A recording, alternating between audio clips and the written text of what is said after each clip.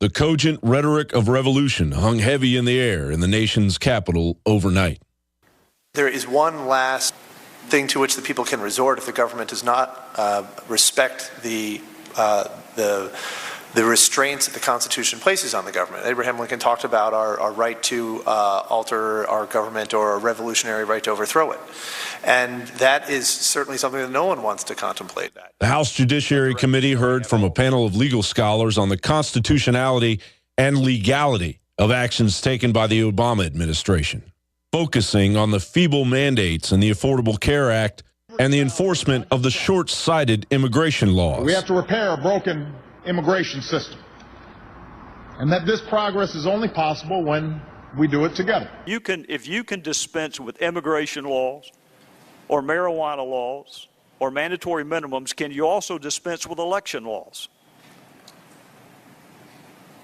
Again, I think we've gone over this ground many times. Well, it's human. Let's do it one more time. Can the president suspend election laws? No. Why not?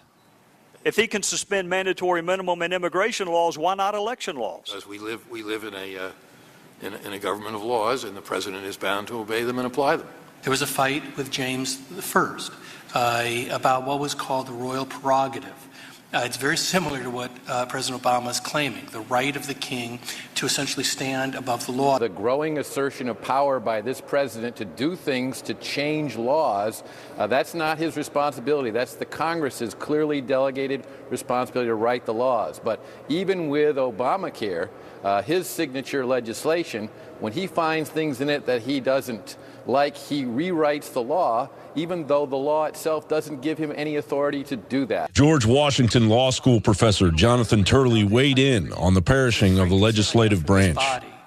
Is that it's not only being circumvented, but it is also being denied the ability to enforce its inherent powers.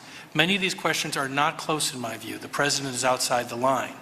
But it has to go in front of a court, and that court has to grant review. And that's where we have the most serious constitutional crisis I view in my lifetime. And that is, this body is becoming less and less relevant. Clearly, a criminal administration is holding our highest seats of power hostage. When will the government of the people, by the people, for the people, wield the hammer of justice rather than simply discuss the laundry list of tyranny in the nation's capital? For the InfoWars Nightly News, John Bound reporting.